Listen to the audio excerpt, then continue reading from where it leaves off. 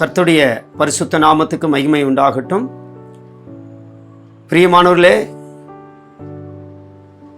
நம்முடைய கிறிஸ்துவ ஜீவிதம் என்று சொல்வது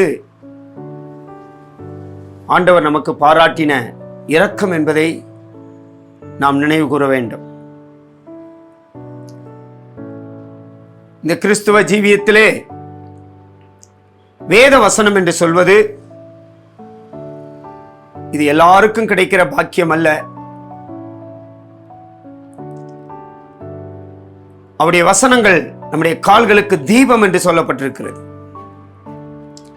எத்தனை தேவனுடைய பிள்ளைகள் வேத வசனங்களை நேசிக்கிறார்களோ அவர்கள் மேல் ஆண்டவர் கிருபையை பாராட்டுகிறார். பொழுதும் கூட இந்த பரிசுத்தமான நாளிலே வேத வசனங்களை கேட்கும்படியாக நம்முடைய கண்களை மூடி ஒரு ஜெபத்தை நாம் ஏறெடுப்போம். எங்களை அதிகமாய் நேசிக்குதான் நல்ல தகப்பனே, இந்த நல்ல வேலைக்காய் ஸ்தோத்திரம். நீ செய்த எல்லா நன்மைகளுக்காய் ஸ்தோத்திரம். ஆண்டவரே, கடந்த நாட்கள் எல்லாம் பாதுகாத்து இந்த பரிசுத்தமான ஓய்வு நாளிலே நீர் எங்களை கொண்டு வந்தபடினால ஸ்தோத்திரம். ஆண்டவரே, உம்முடைய வசனங்கள் மூலமாய் எங்களை ஆசீர்வதியும், உம்முடைய வார்த்தையின் மூலமாய் எங்களை பலப்படுத்தும். ஆண்டவரே, உம்முடைய நீதியின் மூலமாய் எங்களை அலங்கரிக்கும்படியாய் ஜெபிக்கிறோம். எல்லாவற்றையும் இயேசு மூலம் கேட்கிறோம் நல்ல பிதாவே, ஆமென். அல்லேலூயா. பிரியமானவர்களே, இந்த நாளிலும் கூட தியானத்துக்காக ஒரு வசனத்தை நாம் வாசிப்போம். ஆதியாகமம்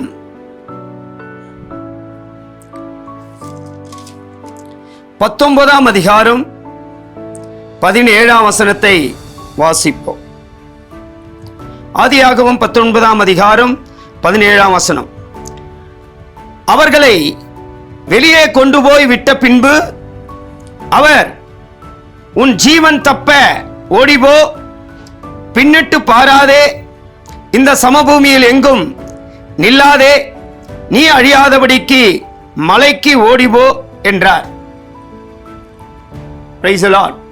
கர்த்தருடைய பரிசுத்த நாமத்துக்கு மகிமை உண்டாகட்டும்.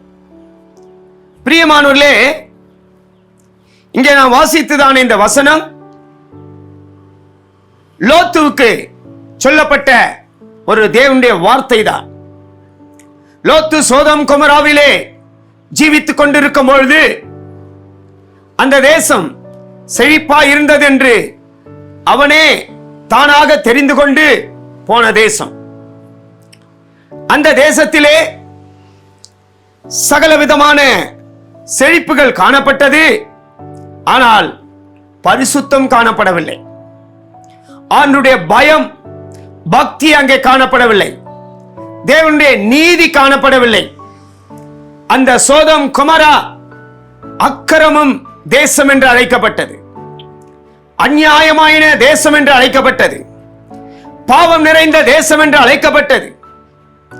அந்த தேசத்தில் உள்ள அக்கிரமம் பாவங்கள் தேவனுடைய சமூகத்திலே எட்டினபடினால்தான் தேவன் 2 தேவ தூதர்களை அனுப்பி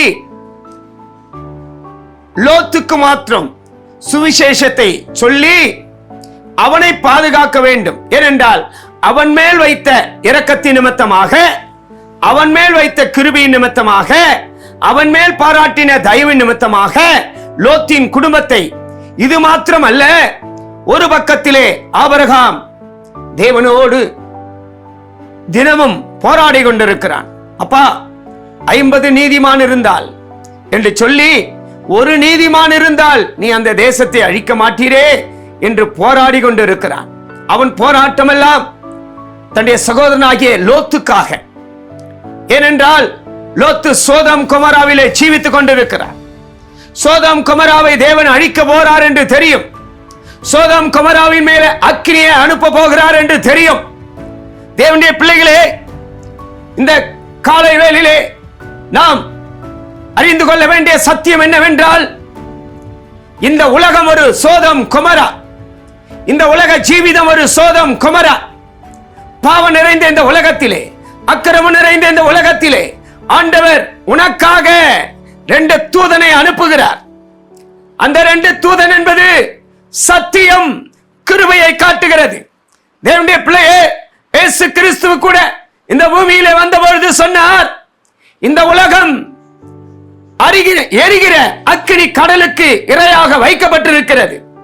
மனிதனே, மனிதா, நீ தப்பி பாவத்திலிருந்து ஜீவித்து தப்பித்துக் கொண்டு பரலோக ராஜ்யம் வர வேண்டுமானால் நானே சத்தியம், நான் ஜீவனமா இருக்கிறேன், நான் சத்தியமும் கிருபையும் நிறைந்த தேவனாய் வந்திருக்கிறேன் என்று அவர் உபதேசம் பண்ணினார். சத்தியம் அவரே, கிருபையும் நிறைந்த தேவன் அவரே. சோதோம் கொமோராவுக்கு 2 தூதனை அனுப்பினார் என்றால் அந்த 2 தூதன், ஒன்று சத்தியம், இன்னொன்று கிருபை. அங்கே சுவிசேஷமாகிய சத்தியம் அறிவிக்கப்பட்டது. ஆனால் அவருடைய கண்கள் அதை ஏற்றுக்கொள்ளவில்லை. லோத்தின் மேல கிருபையை வைத்து, இரக்கத்தை வைத்து, தயவை வைத்து அவன் கையையும் அவன் மனைவியின் கையையும் அவன் பிள்ளைகளின் கையையும் பிடித்து அழைத்து கொண்டு வந்தார். அவன் மேல் வைத்த இரக்கத்தின் நிமித்தமாக 15ஆம் வசனம் சொல்கிறது, அவன் மேல் வைத்த இரக்கத்தின் நிமித்தமாக. 16ஆம் வசனம் சொல்கிறது, அவன் மேல் வைத்த இரக்கத்தினாலே அவன் கையையும் அவன் மனைவியின் கையையும் குமாரத்திகளின் கையையும் பிடித்து தூரத்திலே கொண்டு வந்து அவர் அறிவித்த சத்தியத்தை தான் இந்த 17ஆம் வசனத்திலே வாசித்தோம். பிரியமானவர்களே, ஆண்டவரின் மேல் வைத்த இரக்கத்தின் நிமித்தமாக இந்த நாளிலும் கூட ஒரு உபதேசத்தை உனக்கு அறிவிக்கிறார். இந்த உலகத்தை நம்பாதே, உலகத்தில் இருக்கிற பாவ ஜீவியங்களை நம்பாதே. இதோ கர்த்தர் உண்மையில ஒரு இரக்கத்தை வைத்திருக்கிறார். இதோ ஒரு உபதேசத்தை அறிவிக்கிறார். இதுதான் 17ஆம் வசனத்திலே நாம் படித்தோம். அவர்களை வெளியே கொண்டு போய் விட்ட பின்பு அவர்களுக்கு சொல்லப்பட்ட 4 விதமான சத்தியம் என்று சொல்லலாம். ஒன்று, உன் ஜீவன் தப்ப ஓடிபோ. 2வது, பின்னிட்டு பாராதே. 3வது, இந்த சமபூமியில் எங்கும் நில்லாதே. 4வது, நீ அழியாதபடிக்கு மலைக்கு ஓடிபோ. தேவனுடைய பிள்ளையே, இந்த உலகம் ஒரு சோதோம் கொமோரா. இந்த உலகத்திலே ஜீவிக்கிற கிறிஸ்துவ தேவ பிள்ளைகளே, பிரியமான தேவ பிள்ளைகளே, பரிசுத்தமான தேவ பிள்ளைகளே, கர்த்தர் இன்றைக்கு உனக்கு அறிவிக்கிற சத்தியம் என்ன தெரியுமா? உபதேசம் என்ன தெரியுமா? உன் ஜீவன் தப்ப ஓடிபோ. இந்த ஜீவன் தப்ப ஓடிபோ என்று சொல்வது, உன் ஆத்துமா நரகத்துக்கு தப்பித்துக் கொள்ள வேண்டும். அக்கினியும் கந்தகமும் எரிகிற அக்கினி கடலுக்கு தப்பித்துக் கொள்ள வேண்டும். ஒரு பரலோகம் உண்டு. உன் ஜீவன் தப்ப என்று சொல்வது அது உன் ஆத்துமாவுக்கு சொல்லப்பட்ட உபதேசம். உன் ஆத்துமா எப்படி வாழ்ந்து கொண்டிருக்கிறது? பாவத்தில் வாழ்ந்து கொண்டிருக்கிறதா?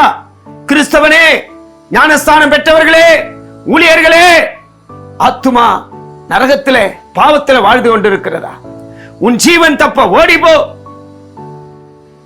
இயேசு கிறிஸ்து சொன்னார், நானே வழி, நானே சத்தியம், நானே ஜீவனமா இருக்கிறேன். உன் ஜீவன் தப்ப நீ ஓட வேண்டியது அவசியமா இருக்கிறது. உன் ஜீவன் அழியாத வடிக்கு, உன் ஆத்துமா அழிந்து போகாத வடிக்கு வசனம் சொல்கிறது. மனுஷன் ஆஸ்தியை சேர்க்கிறான், பணங்களை சேர்க்கிறான், உலகத்திலே ஏதேதோ அந்தஸ்தை சேர்க்கிறான், எல்லாவற்றையும் சேர்க்கிறான். ஆனால் அவன் அழிந்து போனால், அவன் மரித்து போனால் அவன் எங்கே போவான்? தேவனுடைய பிள்ளையே, உன் ஆத்துமா அழியாதபடிக்கு. அதனால்தான் சங்கீதக்காரன் சொல்கிறான், என் ஆத்துமாவே நீ கர்த்தரை ஸ்தோத்தரி. இந்த ஜீவன் தப்ப என்று சொல்வது ஒரு நன்றி உள்ள இருதயம் இன்றைக்கு தேவனுடைய பிள்ளைகளுக்கு இருக்கிறதா? ஒருவேளை ரட்சிக்கப்படாதவர்கள் ஜீவன் தப்ப ஓடாமல் காணப்படலாம். அவர்களுக்கு இந்த உபதேசம் தான், நீ ஜீவன் தப்ப ஓட வேண்டும். உன் ஆத்துமா நரகத்துக்கு தப்பித்துக் கொள்ள வேண்டும். எத்தனையோ கிறிஸ்தவர்கள் ஜீவன் தப்ப ஓடவில்லை. அந்த ஜீவன் தப்ப ஓடவில்லை என்றால் அவர்களுக்கு மனசாட்சி செத்து போயிருக்கிறது, நன்றி உள்ள இருதயம் இல்லை. அதனால்தான் தீமோத்தேயு புத்தகத்திலே வாசிக்கும் பொழுது சிலர் விசுவாச கப்பலாகிய நல்மனசாட்சியை சேதப்படுத்தி, உன் விசுவாச கப்பலாகிய நல்மனசாட்சி எங்கே? உன் ஆத்துமாவிலே மனசாட்சி இருக்கிறதா? மனசாட்சி இல்லாமல் எத்தனையோ பாவங்கள் அக்கிரமங்களை நீ செய்து கொண்டிருக்கிறாயே. ஆண்டவர் இன்றைக்கு முதலாக உனக்கு சொல்வது, கிறிஸ்தவர்களே, சத்தியத்தை அறியாதவர்களே, புதிய ஜனங்களே, புதிய ஆத்துமாக்களே, உங்கள் ஜீவன் தப்ப நீங்க மலைக்கு ஓடி போக வேண்டும். அந்த மலைதான் இயேசு கிறிஸ்து. அந்த இயேசு கிறிஸ்து தான் உனக்கு ஜீவனை தருகிறவர், உனக்கு பரலோகத்தை தருகிறவர். உனக்கு நல் மனசாட்சியோடு நீ ஓடு. முதலாவது ஜீவன் தப்ப, இது நம்முடைய ஆத்துமா நரகத்துக்கு தப்பி பரலோகத்துக்கு ஓட வேண்டும். இரண்டாவது, பின்னிட்டு பாராதே. தேவனுடைய பிள்ளைகளே, இன்னைக்கு எத்தனையோ தேவனுடைய பிள்ளைகள் ஞானஸ்தானம் எடுத்த பிற்பாடு பின்னிட்டே பார்த்து கொண்டிருக்கிறார்கள். ஏனென்றால் உலக ஜீவியத்தின் மேலே ஆசைகள், ஆசை இச்சைகள், மோகங்கள், பாவங்கள் அந்த பிள்ளைகளோடு போராடி கொண்டிருக்கிறது. எத்தனை தேவனுடைய பிள்ளைகள் பின்னிட்டு பார்க்கிறீர்கள்? லோத்தின் மனைவி ஆண்டவர் உபதேசத்தை அறிவித்த பிற்பாடு கூட அவள் பின்னிட்டு பார்த்தபடியினாலே உப்பு தூணாயானாள். தேவனுடைய பிள்ளையே, கிறிஸ்தவ ஜீவியத்திலே மலைக்கு, அந்த மலைதான் சீயோன் மலை, அந்த மலைதான் புதிய எருசலேம், அந்த மலைதான் இயேசு கிறிஸ்து, அந்த மலைதான் கண்மலை. 40ஆம் சங்கீதம் சொல்கிறது, பயங்கரமான குழியிலும் உளையான சேற்றிலிருந்து ஆண்டவர் என்னை தூக்கி எடுத்து கண்மலையின் மேல் என் காலை நிறுத்த பண்ணினார். அந்த கண்மலை தான் இயேசு கிறிஸ்து. இங்கும் கூட சோதம் குமராவிலே லோத்துக்கு அறிவிக்கப்பட்ட உபதேசம், நீ மலைக்கு ஓடிபோ, பின்னிட்டு பாராதே, மலைக்கு ஓடிபோ. இந்த மலை இயேசு கிறிஸ்து. எத்தனையோ தேவனுடைய பிள்ளைகள் ஆவிக்குரிய ஜீவியத்திலே முன்னாக இயேசுவை பார்க்கிறதில்லை. பின்னிட்டு லோத்தின் மனைவியை போல பொன், வெள்ளி, பணம், பொருள், ஆஸ்தி, அந்தஸ்து, இந்த உலக ஜீவிதங்கள், பாவங்கள், ஸ்தானங்கள், மானங்கள், இதைதான் பார்த்து பார்த்து திரும்பி கிறிஸ்துவை விட்டு பின்னிட்டு போகிறார்கள். அதனால்தான் வசனம் சொல்கிறது, நாய் கக்கினதை தின்னுமாம் போல கழுவப்பட்ட பன்றி சேற்றிலே மறுபடியும் புரளுவது போல.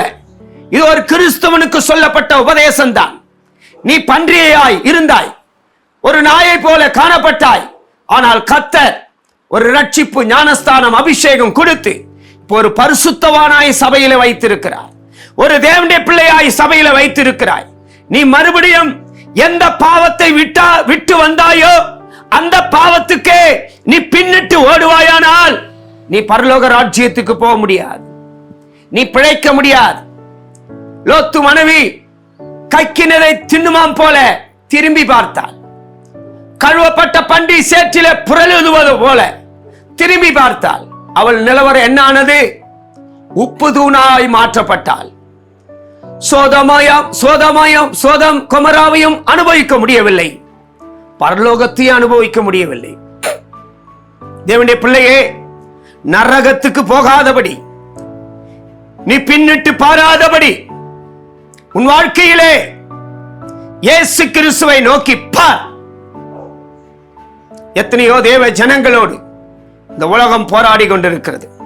ஆகினால்தான் நீ பின்னிட்டு பாராதே. பின்னிட்டு பார்க்கிறது பின்மாற்ற ஜீவிதம். நாயை போல கக்கினதை தின்னுவது.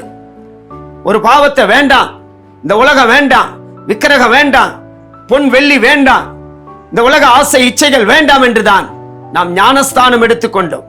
ஞானஸ்தானம் எடுத்த பிற்பாடு கூட மறுபடியும் எத்தனையோ தேவனுடைய பிள்ளைகள் உலகத்தில் போய் ஜீவித்துக் கொண்டிருக்கிறார்கள். நகைகள், பொன் வெள்ளி, அலங்காரங்கள், உலக ஆடம்பரங்கள், இதுல தான் போய் ஜீவித்துக் கொண்டிருக்கிறார்கள். லோத்தின் மனைவிக்கு கூட இப்படிப்பட்ட ஆசைகள் வந்துதான் அவள் திரும்பி பார்த்தாள். ஆகினால்தான் அவள் உப்பு தூணானாள். தேவனுடைய பிள்ளையே, உன் குடும்ப வாழ்க்கையிலே சமாதானங்கள், சந்தோஷங்கள் காணப்பட வேண்டுமானால் நீ பின்னிட்டு பாராதே, மலைக்கு ஓடிவோ. அந்த மலைதான் இயேசு கிறிஸ்து.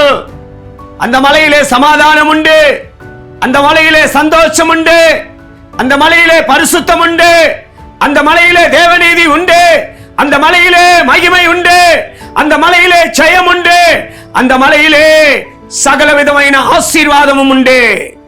அந்த மலை சீயோனில் இருந்து உன்னை ஆசீர்வதிக்கும். தேவனுடைய பிள்ளையே, பின்னிட்டு பாராதே. மூன்றாவது, இந்த சமபூமியிலே எங்கும் நில்லாதே என்று சொன்னார். ஒரு கிறிஸ்தவன் இந்த சமபூமியிலே நிற்கக்கூடாது. இந்த ஆவிக்கு அர்த்தம் என்ன என்றால், கொலோசியர் 3ஆம் அதிகாரத்திலே 1 வசனத்திலே வாசிக்கிறோம், நீங்கள் கிறிஸ்துவுடனே கூட எழுந்தது உண்டானால் கிறிஸ்துவினுடைய வலது பாரசத்தில் இருக்கிற மேலானவைகளே நாடுங்கள், தேடுங்கள் என்று சொல்லப்பட்டிருக்கிறது. நீங்கள் பூமிக்குரியவைகளை தேடக்கூடாது. எத்தனையோ கிறிஸ்தவர்கள், எத்தனையோ தேவனுடைய பிள்ளைகள் ரட்சிக்கப்பட்டு ஞானஸ்நானம் எடுத்த பிற்பாடு பூமிக்குரியவைகளை தேடிக்கொண்டிருக்கிறார்கள். ஆனால் லோத்துக்கு அறிவிக்கப்பட்ட சுவிசேஷம் என்ன? லோத்துக்கு அறிவிக்கப்பட்ட உபதேசம் என்ன? இந்த சம பூமியிலே எங்கும் நீ நில்லக்கூடாது, பூமிக்குரியவைகளை தேடாதே. கிறிஸ்தவ நண்பனே, கிறிஸ்தவ சகோதர சகோதரியே, ஊழியர்களே, நீ பூமிக்குரியதை தேடி ஊழியம் செய்து கொண்டிருக்கிறாயா? பூமிக்குரியதை தேடி ஓடிக்கொண்டிருக்கிறாயா? உன்னுடைய ஊழியம் எல்லாம், உன்னுடைய பிரசங்கம் எல்லாம், உன்னுடைய வசனம் எல்லாம் பூமிக்குரிய வார்த்தைகளா இருக்கிறதா? அல்ல. கொலோசியர் நிருபக்காரன் சொல்கிறார் 3ஆம் அதிகாரத்திலே, நீங்கள் கிறிஸ்துவுடன் கூட எழுந்தது உண்டானால், கிறிஸ்துவுடன் கூட ரட்சிக்கப்பட்டவர்களாய், கிறிஸ்துவுடன் கூட ஞானஸ்நானம் பெற்றவர்களாய், கிறிஸ்துவுடன் கூட பரிசுத்தாவின் அபிஷேகத்தை பெற்றவர்களாய் இருந்தால் நீங்கள் மேலானவைகளை மாத்திரம்தான் நாடனும் தேடனும். அந்த மேலானவை தான் சியோன், அந்த மேலானவை தான் புதிய எருசலேம், அந்த மேலானவைகள் தான் பரலோக ராஜ்யம். நீ பரலோக ராஜ்யத்துக்குரியதை தேடிக்கொண்டிருக்கிறாயா? அப்படியானால் எந்த சாபம் உனக்கு வராது, எந்த கஷ்டம் உனக்கு வராது. ஆனால் கிறிஸ்துவ தேவனுடைய பிள்ளைகள் நான் கிறிஸ்துவுடனே கூட எழுந்திருக்கிறேன் என்று சொல்கிறார்கள். ஆனால் பூமிக்குரியவைகளை தேடிக்கொண்டிருக்கிறார்கள். பூமிக்குரியவைகளுக்காக தான் ஊழியம் செய்கிறார்கள். சில ஊழியர்கள் பணத்துக்காக ஊழியம் செய்கிறார்கள். சில ஊழியர்கள் ஆஸ்திக்காக ஊழியம் செய்கிறார்கள். சில ஊழியர்கள் ஸ்தானத்துக்காக ஊழியம் செய்கிறார்கள். சில ஊழியர்கள் கனத்துக்காக ஊழியம் செய்கிறார்கள். சில ஊழியர்கள் தன் வயிற்றுக்காக ஊழியம் செய்கிறார்கள். சில ஊழியர்கள் தன்னுடைய அந்தஸ்து, தனக்கு ஆஸ்தியை சேர்த்துக் கொள்ள வேண்டும் என்று ஊழியம் செய்கிறார்கள். இப்படிப்பட்ட ஊழியத்தை கர்த்தர் அங்கீகரிக்க மாட்டாரே. வேதம் சொல்கிறது, ஒருவன் எனக்கு ஊழியம் செய்தால், ஒருவன் எனக்கு ஊழியம் செய்தால், அந்த ஒருவன் எனக்கு என்று சொன்னால் இயேசுவுக்கு ஊழியம் செய்தால் அவர்களை பிதாவானவர் கனம் பண்ணுவார். உன் ஊழியத்தை கர்த்தர் கனம் பண்ண வேண்டுமானால், உன்னை ஆண்டவர் கனம் பண்ண வேண்டுமானால், உன் சபையை கர்த்தர் கனம் பண்ண வேண்டுமானால், நீ மனுஷனுக்காகவோ, பணத்துக்காகவோ, ஸ்தானத்துக்காகவோ, ஆஸ்திக்காகவோ, அந்தஸ்துக்காகவோ, கனத்துக்காகவோ, மேன்மைக்காகவோ உன் ஊழியத்தை நீ செய்யாதபடி இயேசுவுக்காக ஊழியம் செய். இந்த பூமிக்குரியவைகளுக்காக நீ ஊழியம் செய்யாதே. லோத்துக்கு தேவன் சொன்னார், இந்த பூமியிலே எங்கு நீ நில்லக்கூடாது, இந்த சம பூமியிலே நீ எங்கு நிற்க கூடாது, இந்த சம பூமியை எங்க நீ பார்க்க கூடாது. கிறிஸ்துவுடனே கூட எழுந்தது உண்டானார். இந்த சம பூமியிலே எங்கும் நில்லாமல் அதோ அந்த மலைக்கு ஓடிப்போ. அந்த மலைதான் இயேசு கிறிஸ்து. இதுதான் கொலோசியர் சொல்கிறார், நீங்கள் கிறிஸ்துவுடனே கூட எழுந்தது உண்டானால் மேலானவைகளே நாடுங்கள், தேடுங்கள், அனுபவியுங்கள். சுவாசிகளே, ஊழியர்களே, தேவ பிள்ளைகளே, நீ மேலானவைகளை தேடினால் உன் குடும்பத்தை கர்த்தர் ஆசீர்வதிப்பார், உன் சபையை கர்த்தர் ஆசீர்வதிப்பார். நீ மனுஷனுக்காக எதையும் செய்யாதே, தேவனுக்காக செய். கர்த்தர் உன்னை உயர்த்துவார். அதே ஆதியாகமத்திலே 19ஆம் அதிகாரம் 17ஆம் வசனத்திலே 4வது காரியம், நீ அழியாதபடிக்கு மலைக்கு ஓடிப்போ. அழியாதபடிக்கு என்று சொன்னால், தேவனுடைய பிள்ளைகளே, நம்முடைய ஆவிக்குரிய ஜீவியத்திலே மகிமை பொருந்தின சபையாய் நாம் கட்டப்பட வேண்டும். நாம் அழிந்து போகக்கூடாது. நாம் அழிந்து போவதற்காக கர்த்தர் நம்மை அழைக்கல. நாம் அழிந்து போவதற்காக கர்த்தர் நமக்கு இந்த மேன்மையான உபதேசத்தை கர்த்தர் நமக்கு வெளிப்படுத்தல. நாம் ஜீவிக்கிறவர்களா இருக்க வேண்டும். அதனாலதான் இயேசு சொன்னார், நான் மரித்தேன், ஆனாலும் சதா காலங்களிலும் உயிரோடு இருக்கிறேன். அதுதான் அழியாதபடிக்கு. நீங்கள் உயிர்த்தெழுந்த இயேசுவை விசுவாசிக்கிற ஒரு தேவனுடைய பிள்ளையா இருந்தால், எந்த விதத்தில் நீங்க அழிந்து போக மாட்டீங்க. நீங்க அழிந்து போக கூடாது என்றால் பாவம் செய்கிற ஆத்துமா சாகவே சாகும் என்று வேதம் சொல்கிறது. நீ சோதம் குமராவிலே பாவத்துக்காக நீ ஜீவித்தால், இந்த உலகத்திலே நீ பாவத்துக்காக ஜீவித்தால், பாவம் செய்கிற ஆத்துமா சாகவே சாகும். தேவனுடைய பிள்ளையே, நீ பாவம் செய்யாதபடிக்கு, நீ அழியாதபடிக்கு, நீ பிழைத்திருக்க வேண்டுமானால் பாவத்தை விட்டு நீ ஓடி வா. துன்மார்க்கத்தை விட்டு ஓடி வா. அநியாயத்தை விட்டு ஓடி வா. அநீதியை விட்டு ஓடி வா. துஷ்ட தனத்தை விட்டு ஓடி வா. கெட்ட சுபாவங்களை விட்டு ஓடி வா. உலகத்தின் சுபாவங்களை விட்டு ஓடி வா. கொலை, வெறி, பச்சாரம், வேசித்தனம், திருடுதல், பொய், களவுகள், மோகங்கள், இப்படிப்பட்ட பாவங்களாகிய அழிந்து போகிற பாவத்தை விட்டு நீ இயேசு கிறிஸ்துவாய் இருக்கிற கன்மலையின் அண்டிலே ஓடிவா. இதுவே உனக்கு அனுக்கிரக காலம். இதுவே ரட்சணை நாள். இதுவே உன்னை ஆசீர்வதிக்கிற நாள். தேவனுடைய பிள்ளையே, நீ அழியாதபடிக்கு உன் ஜீவன் தப்ப மலைக்கு ஓடிவோ. யார் அந்த மலை? அவர்தான் நம்முடைய கர்த்தராகிய இயேசு கிறிஸ்து. அவர்தான் நம்முடைய கன்மலை. அவர்தான் நம்மை உயர்த்துகிறவர். அவரே நம்முடைய பாவங்களுக்காக கல்வாரி சிலுவையில் மரித்தவர். தேவனுடைய பிள்ளையே, எல்லாரும் கண்களை மூடுங்கள். இன்றைக்கு அந்த கன்மலையாகிய இயேசு கிறிஸ்துவை நீ விசுவாசிக்கிறாயா? அந்த இயேசு கிறிஸ்துவை நீ விசுவாசித்தால் நீயும் உன் வீட்டாரும் ரட்சிக்கப்படுவீர்கள். நீங்களும் உன் வீட்டாரும் ரட்சிக்கப்படுவீர்கள். எத்தனையோ தேவனுடைய பிள்ளைகள் இந்த வசனத்தை கேட்டுக் கொண்டிருக்கும் பொழுது நீ ரட்சிக்கப்படாத ஒரு பிள்ளையானால், அப்பா என் பாவத்தை மன்னியும், எனக்குள்ளே சோதம் குமராவினுடைய பாவங்கள் இருக்கிறது, அக்கிரமங்கள் இருக்கிறது, என் பாவத்தை விட்டு நான் வெளியே வர எனக்கு வழி என்ன ஆண்டவரே? எனக்கு தரிசனத்தை காண்பீங்க, எனக்கு கிருபையை காட்டுங்க என்று சொல்லுங்க. கர்த்தர் இன்றைக்கு இந்த க்ஷணமே உனக்கு தரிசனமாகுகிறார். அப்போஸ்தலனாகிய பவுலுக்கு தரிசனம் கொடுத்த தேவன் உனக்கும் தரிசனமாகுவார். அதே தரிசனம் தான் என்னுக்கும் கர்த்தர் கொடுத்தார். தேவனுடைய பிள்ளைகளே, இந்த நாளிலும் கூட உன் ஜீவன் தப்ப நீ மலைக்கு ஓடிப்போ. அந்த மலைதான் நம்முடைய கண்மலை. இதைதான் சங்கீதக்காரன் 40ஆம் சங்கீதத்தில் சொல்கிறார். 2ஆம் வசனத்திலே, பயங்கரமான குழியிலும் உளையான சேற்றிலும் இருந்து கர்த்தர் என்னை தூக்கி எடுத்து கண்மலையின் மேல் நிறுத்த பண்ணினார். இந்த சோதம் குமரா ஒரு பயங்கரமான குழி. தேவனுடைய பிள்ளைகளே, அந்த கண்மலை இயேசு, பரலோகம், சீயோன், புதிய எருசலேம், இப்படிப்பட்ட அந்த ராஜ்யத்துக்குள்ளே நம்மை பிரவேசிக்கும்படியாக தேவன் அனுக்கிரகம் செய்யும்படியாக முழங்கால் படியிடுங்கள். இப்பொழுது நீ கண்ணீரோடு ஜெபித்தால் உன்னை எல்லா விஷயத்திலிருந்து கர்த்தர் விடுதலையாக்கி, ஆண்டவரே, எத்தனையோ ஜனங்கள் பாவத்திலே, அக்கிரமத்திலே, சோதம் குமராவிலே போராடி கொண்டிருக்கிறார்கள். அப்பா, இந்த உலகத்தை அக்கினியிலிருந்து நீ தப்பியுங்கப்பா. எத்தனையோ பிள்ளைகளை அக்கினியிலிருந்து தப்பியுங்கப்பா, பாவத்திலிருந்து தப்பியுங்கப்பா. இந்த ஜெபத்தின் மூலமாய் எத்தனை பிள்ளைகளுடைய ஆத்துமா தப்பப்படட்டும் ஆண்டவரே. அவர்கள் பரலோக ராஜ்யத்துக்காக ஆயத்தமாக்கப்பட வேண்டும் என்று இயேசுவின் மூலம் கேட்கிறோம் நல்ல பிதாவே, ஆமென்.